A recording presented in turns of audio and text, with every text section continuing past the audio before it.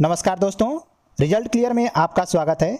तो मित्रों, आज हम लोग देखेंगे सीटेट जुलाई 2024 के लिए एसएसटी में प्रीवियस ईयर क्वेश्चन जो ऑनलाइन एग्जाम हुए थे मित्रों 5 जनवरी 2022 को, उसी पेपर को आज हम लोग देखेंगे। पहला क्वेश्चन देखते हैं, निम्नलिखित में से कौन सा कथन शिल्पाधिकारम के विषय में सत्य है। तो पहला कथन है यह इलांगो द्वारा रचित है। तो मित्रों ये कथन हमारा सही है। शिल्पाधिकारम की जो रचना की थी वह इलांगो थे।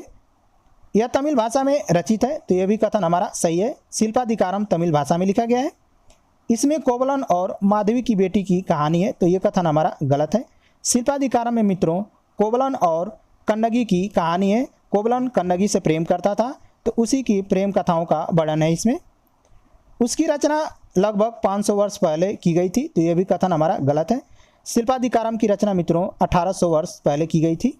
तो सही उत्तर क्या होगा? ए और बी सही है। तो सही उत्तर होगा ऑप्शन ए। अगला प्रश्न देखते हैं, कन्नौज पर नियंत्रण के लिए निम्नलिखित राजनीतिक शक्तियों में कौन से त्रिपक्षीय संघर्ष के 3 पक्ष थे। तो पहला ऑप्शन है चोल, चालुक्य और पांड्य। दूसरा कह रहा है गुर्जर, प्रतिहार, राष्ट्रकूट और पाल। तीसरा कह रहा है गुर्जर, प्रतिहार, चालुक्य और राष्ट्रकूट। चौथा कह रहा है कि राष्ट्रकूट, चालुक्य और पाल। तो सही उत्तर होगा मित्रों ऑप्शन बी, गुर्जर, प्रतिहार, राष्ट्रकूट और पाल वंश। अगला क्वेश्चन देखते हैं, अशोक के शिलालेख देश के भीतर और बाहर कई जगहों पर मिले हैं। निम्नलिखित में से कौन सा विकल्प सही जगहों को दर्शाता है। तो पहला ऑप्शन है कालीबंगा, चौहोदड़ो और धौलावीरा। तो ये मित्रों हमारा गलत है। दूसरा कह रहा है कि जौगढ़, मस्की, टोपरा और लंपक। तो ये मित्रों हमारा सही है। अशोक के जो शिलालेख मिले हैं मित्रों यह देश के भीतर और देश के बाहर कई जगहों पर मिले हैं, जिसमें जौगढ़, मस्की, टोपरा और लंपक से मिले हैं। तो सही उत्तर होगा ऑप्शन बी। अगला प्रश्न देखते हैं, 2000 साल पहले एक व्यापारी ने बताया कि वह गांजा, पेट्रा और अपोलो गोश में जा चुका है। निम्नलिखित में से कौन से व्यापार मार्ग के माध्यम से उसने यात्रा की। तो ऑप्शन है मार्ग जिन पर कुषाणों का नियंत्रण था। तो ये मित्रों हमारा गलत है। दूसरा कह रहा है कि मार्ग जिन पर चीनी शासकों का नियंत्रण था। तो ये भी गलत है। तीसरा कह रहा है कि मार्ग जिन पर रोमन शासकों का नियंत्रण था। तो ये हमारा सही है। तो सही उत्तर होगा ऑप्शन सी, मार्ग जिन पर रोमन शासकों का नियंत्रण था। नेक्स्ट क्वेश्चन देखते हैं, ऋग्वैदिक काल के विषय में निम्नलिखित में से कौन सा कथन सत्य है। पहला कथन कह रहा है कि कोई अस्थायी सेना नहीं होती थी। तो ये मित्रों सही है। मित्रों जो ऋग्वैदिक काल के राजा महाराजा होते थे उनके पास कोई अस्थायी सेना नहीं होती थी। दूसरा कह रहा है कि कुछ प्रार्थनाओं की रचना महिलाओं ने की थी। तो ये भी हमारा सही है मित्रों। ऋग्वैदिक काल में देखेंगे कि अपाला, घोषा और महिलाओं ने कुछ प्रार्थनाओं की रचना की थी। ये भी सही है। दास और दस्यु भी यज्ञ करते थे। तो ये मित्रों हमारा गलत है। राजाओं के पास राजधानी, नगर या महल नहीं थे। तो ये भी मित्रों सही थे। मित्रों ऋग्वैदिक काल में राजाओं के पास राजधानी, नगर या महल नहीं होते थे। तो सही उत्तर क्या होगा? ए, बी और डी। तो सही उत्तर होगा ऑप्शन 4, ए, बी और डी सही है। अगला प्रश्न देखते हैं, जिस तरह से महासागरों में मिलने पर नदियों की अलग अलग पहचान समाप्त हो जाती है, ठीक उसी तरह से वे अपना वर्ण, श्रेणी, परिवार सब त्याग देते हैं। यह उदाहरण किस ग्रंथ से लिया गया है। ऑप्शन है बौद्ध ग्रंथ, जैन ग्रंथ, पाली ग्रंथ, वैदिक ग्रंथ। तो सही उत्तर होगा मित्रों ऑप्शन ए, बौद्ध ग्रंथ। नेक्स्ट क्वेश्चन देखते हैं, निम्नलिखित में से किसने स्त्री पुरुष तुलना नाम से एक किताब प्रकाशित की जिसमें पुरुषों और महिलाओं के बीच मौजूद सामाजिक फर्कों की आलोचना की गई थी।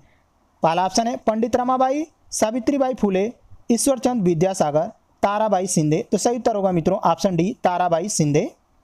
नेक्स्ट क्वेश्चन देखते हैं, दी गई विशेषताओं के आधार पर खगोलीय पिंडों के प्रकार पहचाने। पहला कथन है वे गैसों द्वारा बने हुए हैं, उनकी अपनी रोशनी और गर्मी होती है, वे बड़े और गर्म होते हैं। तो मित्रों सही उत्तर होगा ऑप्शन बी, तारे। मित्रों जो तारे होते हैं वे गैसों द्वारा बने होते हैं। जैसे देख सकते हैं जो सूर्य है उसका हाइड्रोजन और हीलियम से निर्माण हुआ है। उनकी अपनी खुद की रोशनी होती है और गर्मी भी होती है। वे बड़े और गर्म भी होते हैं। नेक्स्ट क्वेश्चन देखते हैं, दी गई विशेषताओं के आधार पर देशांतर यामोत्तर पहचाने। पहला कथन कह रहा है कि इस रेखा का मान 0 अंश है, यह उत्तर ध्रुव से दक्षिण ध्रुव की ओर जाती है, यह ग्रीनविच के मध्य से गुजरती है। तो ऑप्शन दिया 180 डिग्री पूर्व और 180 डिग्री पश्चिम देशांतर। कर्क रेखा, भूमध्य रेखा, प्रमुख यामोत्तर। तो सही उत्तर होगा मित्रों ऑप्शन डी। मित्रों प्रमुख यामोत्तर रेखा को ही 0 डिग्री देशांतर रेखा कहते हैं। जो ग्रीनविच के मध्य से होकर के गुजरती है और यह उत्तरी ध्रुव से दक्षिण ध्रुव की ओर जाती है। अगला प्रश्न देखते हैं, निम्नलिखित में से कौन सा मिलान पृथ्वी के ताप कटिबंध के विषय में सही है। पहला कार्य है उष्ण कटिबंध। तो मित्रों उष्ण कटिबंध कर्क रेखा और मकर रेखा के मध्य का जो क्षेत्र होता है उसको हम उष्ण कटिबंध कहते हैं, क्योंकि इस क्षेत्र में सूर्य की किरणें लगभग पूरे वर्ष लंबवत पड़ती रहती हैं।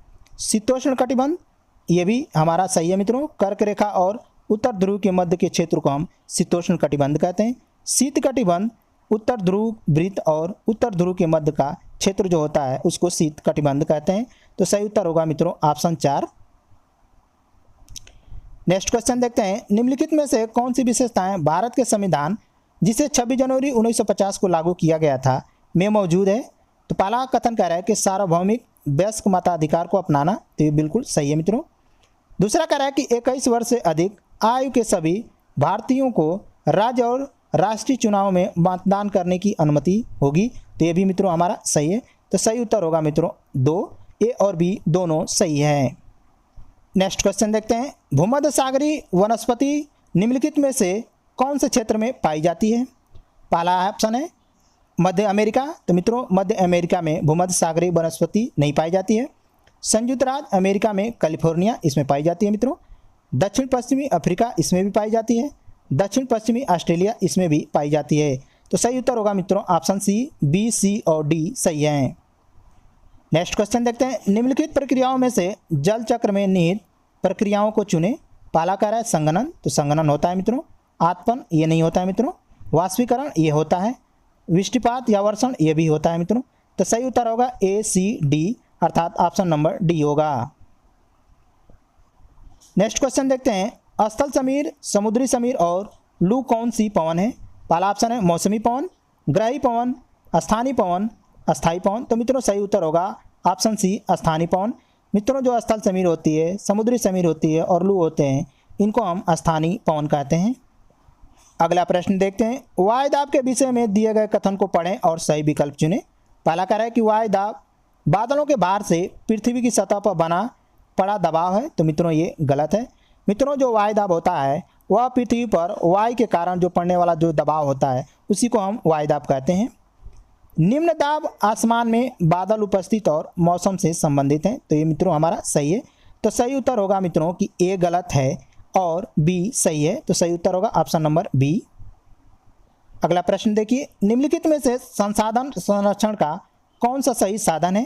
पहला कथन है कि वस्तुओं का पुनः उपयोग करना। तो मित्रों ये हमारा सही है। वस्तुओं का पुनः उपयोग करने से संसाधन का संरक्षण किया जा सकता है। वस्तुओं का एक बार प्रयोग करके उन्हें फेंक देना ये बिल्कुल गलत है। वस्तुओं का उपयोग कम करना, तो ये भी मित्रों सही है। वस्तुओं का उपभोग कम करने से संसाधन की संरक्षण की जा सकती है। वस्तुओं को पुनः चक्रण में लाना, तो ये भी मित्रों हमारा सही है। तो सही उत्तर होगा ए, सी, डी। तो सही उत्तर होगा option number D. Next question देखते हैं, भारत के किस क्षेत्र में केसर सागा पर नाटक खेला जाता है। ऑप्शन है लद्दाख, असम, पश्चिम बंगाल और सिक्किम। तो सही उत्तर होगा मित्रों option A, Ladakh. Next question देखते हैं, निम्नलिखित में से कौन सा राज्य का दायित्व भी है। ऑप्शन है रक्षा, विदेश मामले, शिक्षा और बंदरगाह। तो मित्रों सही उत्तर होगा ऑप्शन सी।